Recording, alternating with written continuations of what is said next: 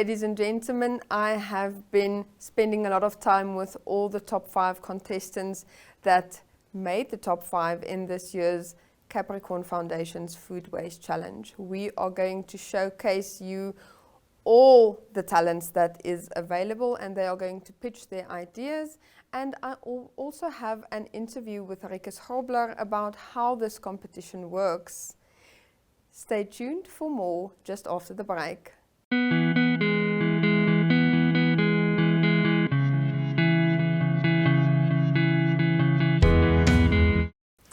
Ladies and gentlemen, I'm joined with Rikus Grobler of the Capricorn Foundation. Thank you so much for your time. Thank you. Good morning.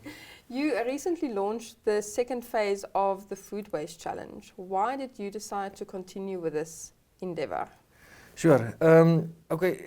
Firstly, food waste or hunger is a very critical issue in Namibia, and with the results we received with the first one we did was we said we're open for any idea.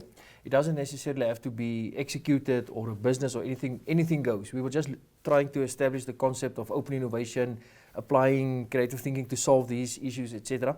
And we received a lot of good ideas, made a lot of people think about the issue, and also established the concept of open innovation by incentivizing people to come up with their ideas. But it was still only ideas. And then what we saw was of the top 10 entries, 6 of these entries were already established businesses.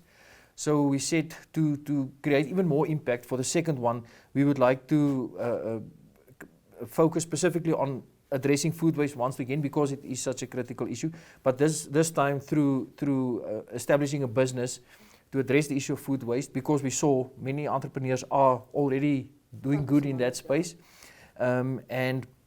And this year the competition is then focused more on starting or growing a business to create more impact, not only ideas this time. The entries are closing on the 22nd of May. Yes. So we have a couple of days left, but you have already started receiving entries. Tell Yes. us about how much involvement is there from the public to enter this year? Sure. So I'm very happy at this stage with how it's going. I checked yesterday and we had over 150 people register on the site, and there was I think 72 or 73 proposals that's already in progress.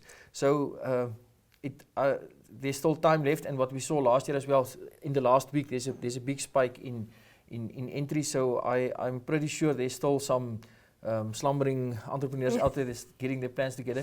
So yes, I think it's going very well, and it looks at this stage, like I said, there's always a spike in the last week or so. People like to procrastinate, me including. So I think it definitely last year we reached over 100 entries, and over I think it was over 200 registered participants. So it looks like we're going to hit that same numbers again. Wow. You have the opportunity to look through all the entries that you receive. What are you looking for? Okay, so there's specific criteria that we set out. When you launch such a challenge, it's you want to create impact. So the criteria that we speak to is specifically outlined to reach the objectives of the competition. So the proposals and the participants or the people will notice also the questions we ask for the proposal is aimed at achieving these objectives. So just very broadly, so we're looking, firstly, the proposal have to address the brief, meaning it has to solve for the issue of food waste, more food that would have been wasted otherwise reaching a hunger person. This year we also focused on employment. You have to establish a social enterprise to that create employment opportunities, and then also create awareness.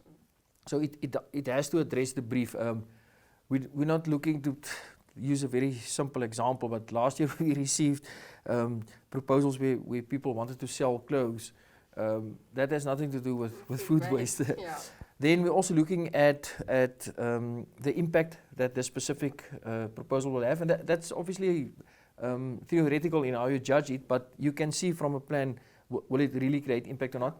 We're looking for creativity as well, meaning is this a unique approach, is it fresh, has it been done before, you solve these things by trying different and new things. So we're definitely looking for a element of newness for the proposals. And then we're looking at issues like planning. Is it properly planned? Will it be able to execute on it? And then lastly, and this is like a wild card criteria, is it inspiring? Will it inspire other people to take action?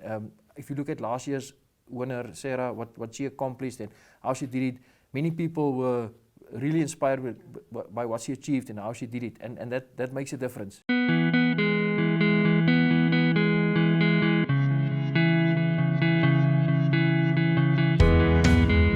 So imagine the world where vegetables are available throughout the year. Our rural communities who don't have access to going to the open market every Monday and Friday, they can enjoy this nutrition food throughout the year. We extend the shelf life of this product, and we are supporting our rural farmers. This product can as well be used in our favorite dish, like the soup, the sauce, and the value chain, whereby we can do powders, and we can also do sauce from this product. Eco-friendly, the way we package it, especially in the plastic container, you can still reuse it after you finish those slices of tomatoes. You can use it and pack something else. And on that way, we really have women who buy in bulk, like 50 kg, and they sell it on their preferable prices, and it's such a good opportunity, which we create a job to our local people. Yes. Okay, so our target market, first of all, our first customers, these are rural householders. They are actually our target customers. But one thing which I want to draw attention to everyone, this year, we might anticipate some drought in some part of the country because of the low rainfall. So we are really looking at our government and local NGOs which are supporting emergency and disaster relief. We can literally use this because it's already dried, and we can feed our people. Competition, we really have a competition, come on. So if I have to ask in this room, everyone would prefer the fresh ones. When they are there, obviously those are our competitors. Frozen vegetables, people who have access to electricity, they will really have some fridge, and as we don't have. The dry snacks brand, people who are already really have set up already, so those are some of our competitors. And those who are importing dry vegetable and sell them on the sometimes minimum prices, they can actually become our competitors. But we don't see this, because with us, our product is really having some nutrient, and we are also having some good original taste of it, and it's the quality of it. So we don't see this as a competition, but it's actually, we are sailing in the same boat. Okay, growth strategy. We are envisioning by January 2024 to have our laboratory test for this product. We want to find out the nutrition values, those minerals, how much is the protein, how much is the vitamins, and all that. And by December 2024, we really want to see our product in the formal market, which are our local supermarkets.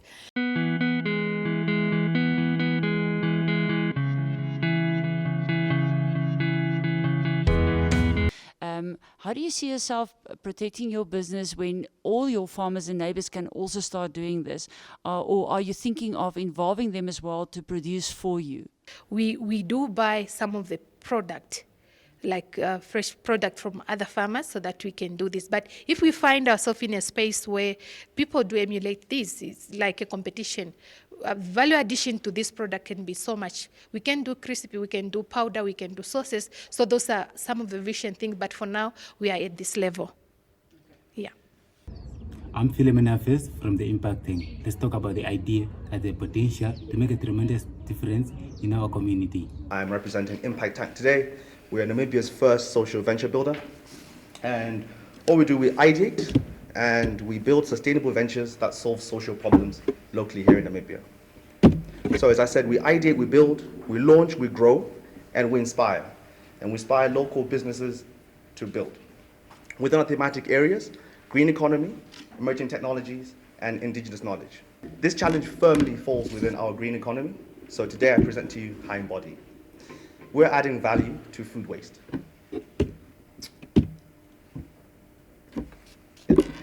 So the problem we see is multifaceted.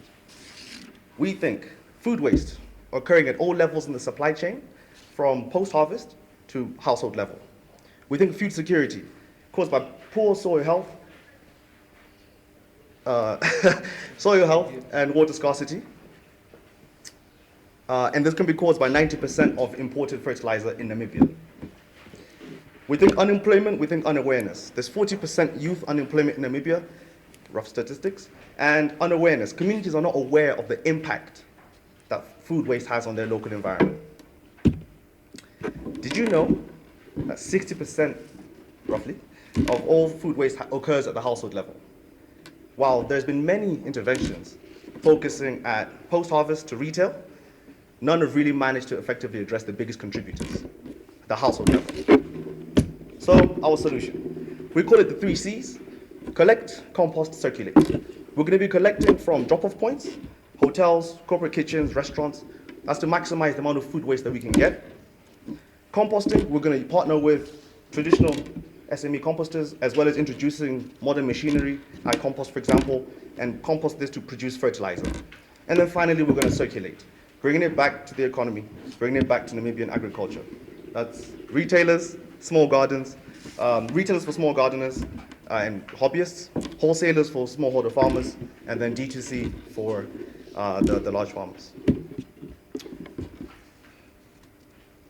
Our solution is environmentally friendly. Waste is going to be aggregated at centralized locations, and then it's going to be picked up by our collectors. It's backed by local science. We've visited and got agreement from the UNAM's Agricultural Technology and Soil Health Department. We're going to vet and test every single one of our pilot phase compost to ensure that it's got high nutrients. It's local. We're using local experts, local talent to build it, make sure it's Namibian first. And it's innovative. We're going to use traditional methods and modern techniques to increase our efficiency of our compost.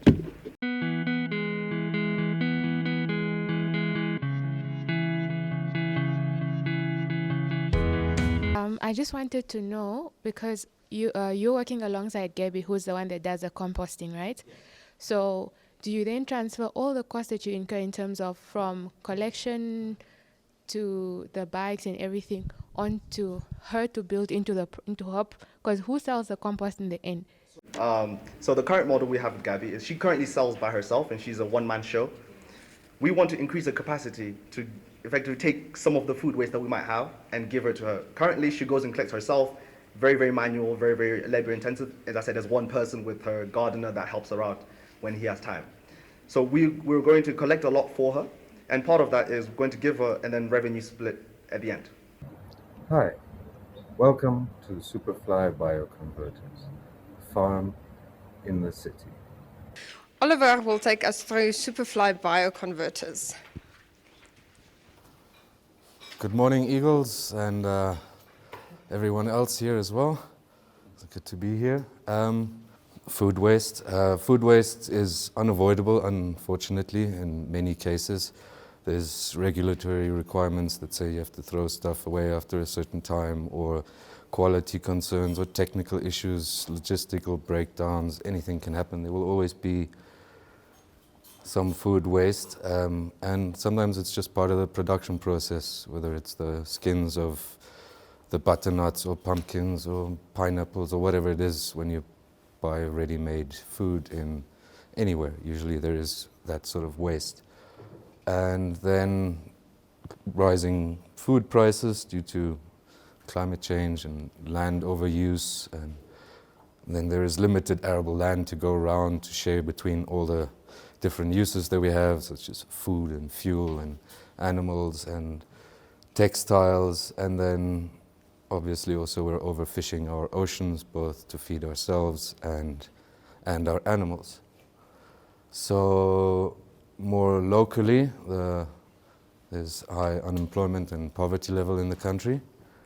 And then obviously food waste is just mostly accumulated and dumped in landfills. So that's obviously health risk to surrounding communities, especially if they're poor and they have nothing else. They will often scavenge, and There's other dangerous materials and hazardous things around there that people should not be coming in contact with.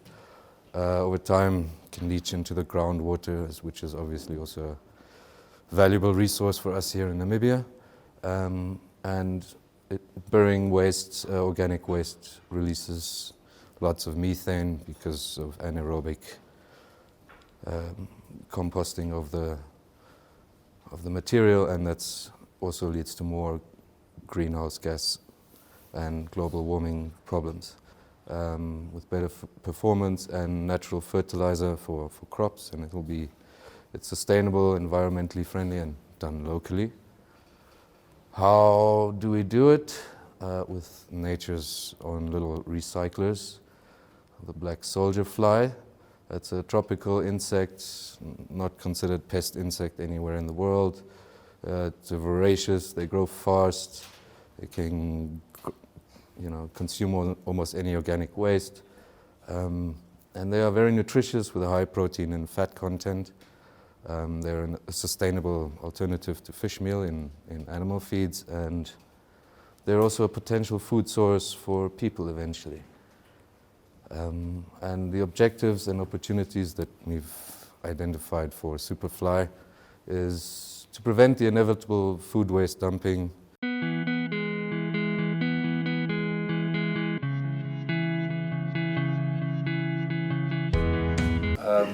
How do you go about convincing the pet shops that this is the product that they should be selling to my hamster? I see there's a hamster here. The concept for them is it's very similar to mealworms, so they know those already, but they have higher calcium content as well, but then we can make them cheaper than the mealworms, because mealworms take 6 months to grow.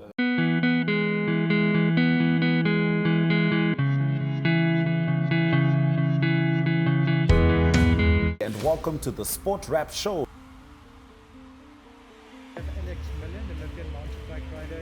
I'm in conversation with Harry Simon, who just won the fight against the guy from Malawi. How are you? En voor us Manchester United fans, a lot to be excited for. Met al zijn doelskoppen geslagen. Dus yeah. And are you happy about the overall success of the event? Our number one spot is... Indian boxer Lucas Ndafoluma is itching to fight again. It's the Winter Wrestling Club's tournament today. It's the Open Championship and all these cool sports. So today we're not that much. Yeah. I think... Atenebo has been on my radar for some time. Safi skramskakel weer aangekeerd.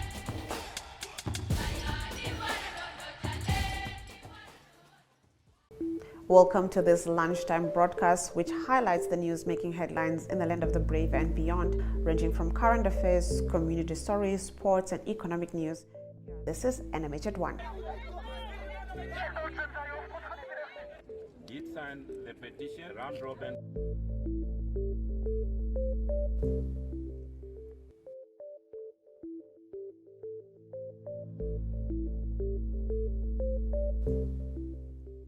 Our proposal is to use seafood byproducts, which is currently wasted at sea and some on land. My team consists of 4 members, myself, Dr. Timo Kadila, Dr. Gabriel, and soon to be Dr. Ndara. So we are the doctors that are committing to bring changes, because usually doctors are in the lecture room teaching, but we want to change the narrative. We want to be the change we want to see. What are we saying? We're saying that we want zero fish waste. By that, we want to recover the fish waste, repurpose them, and channel them to human consumption. In the process, also creating job opportunities. So our total collective effort is geared toward job creation, food production, and then the issue close to my heart, environmental sustainability. Not only are we food insecure, we are also nutrition insecure, because those are 2 different concepts.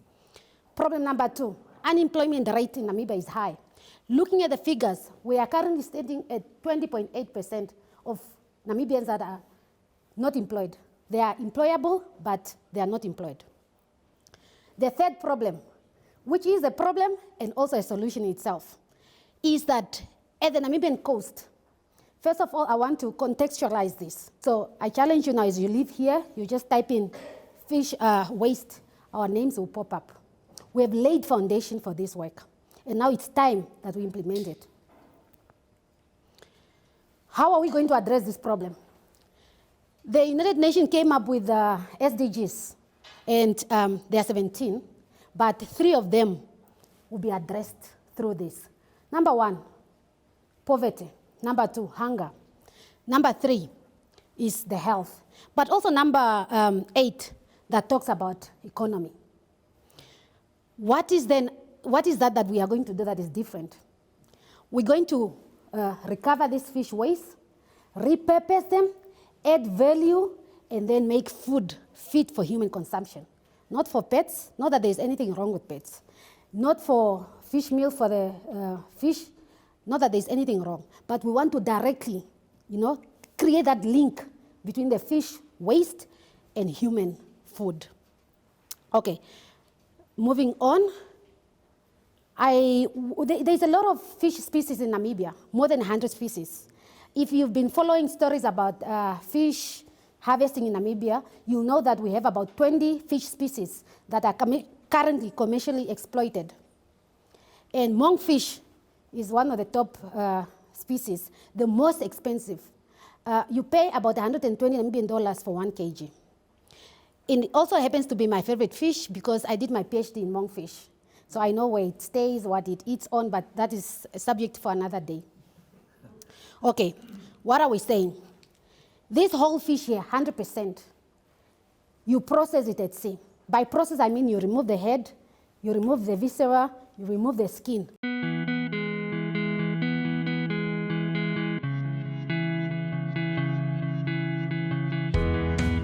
I'm looking at this product and my old way of thinking in terms of consumer behavior. You talk to Erica, me, and you say, I'm selling you fish liver. I said, what? What? I have never heard, what? I will ask you so many questions. How will you manage that? It's a potential risk from the consumer behavior point of view. I don't promise that I'm going to change your behavior in 1 year. That's not possible. But as we expose ourselves through the radio, through television, we're going to impact that change of behavior. Because it's the same issue of littering. You will litter, but then if you understand the concept behind that, so if you understand that the fish liver, yes, of course, currently there are no fish livers on the market, but they contain actually more nutrients than the fish itself. You are scoring, it's a score. So we hope in that process you will change your behavior. Hi, my name is Eddie Ngonga Firmino, a social entrepreneur and a socio-economic activist dedicated to the betterment of Namibia as a nation. So that short video actually indicated to verify our analysis, because what I did is I embarked on a research in order to actually find out to what extent does the food waste problem goes. So visiting these charity organizations and orphanages, I was able to get an insight that there's a large disparity between the amount of food that is wasted in Namibia as well as the amount of food that actually ends up in the vulnerable hands. Now, moving on, I had now to go and get some findings, and I visited different catering services. So what you see there is one of the most famous catering businesses in Rundu, Kanuni Catering. So I engaged them and asked them specific questions on how much food waste they normally had, and the insight was very much good. So I got to find out that catering services used to have some more excess and surplus food that they end up throwing away because they have nothing to do with it. They cannot find, sometimes they don't have access to get orphans or vulnerable people that they have to give it to. For instance, meat and pap that comes from buffets and a lot of other events. As well as I visited a restaurant called All Season Restaurant in Rundu, and the response was the same. Sometimes when they get to cook, there's usually some surplus food that is ready to be eaten that they end up disposing of because they haven't sold out everything. As well as ShopRite, some of the food that they normally have is either they give it to the orphans or they dispose it. Then I embarked now on a journey to find out that for most organizations to actually function, we don't necessarily need too much funds. All we need is just a bit of patience and creativity. That's why I'm happy today to introduce to you to the Eagle Food Hub. Now, the Eagle Food Hub app, it's an intuitive app and a platform that connects surplus food donors to recipients. So it's in a form of an app or a word platform. So what normally happens is that the app will list different donors. This ranges from individuals, restaurants, as I already introduced to you, catering services, and even businesses that have surplus food that have nothing to do with it, and we connect them to recipients. This includes now charity organizations, orphanages, as well as vulnerable communities, so that they can get this food. Now, in order to give you a perspective, this is how it's going to work. First of all, our app is going to be user-friendly and easy, and foster easy communication between donor and recipients.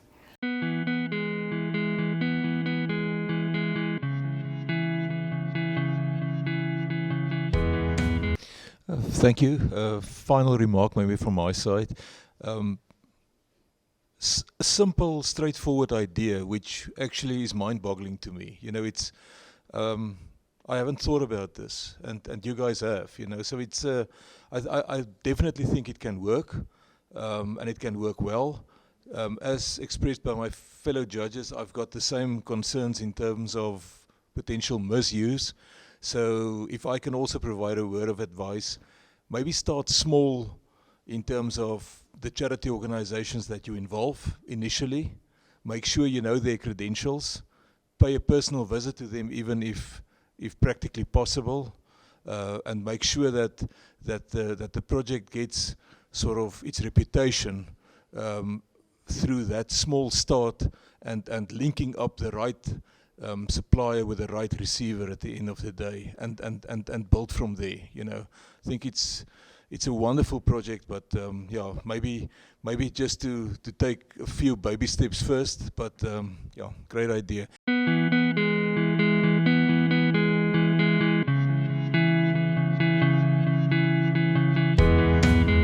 Well, ladies and gentlemen, that is the end of this episode. Please follow our social media channels and the newspapers. The winner of this year's Capricorn Foundation Food Waste Challenge will be announced on the 13th of July, and we are holding thumbs and toes for everyone who participated. Goodbye.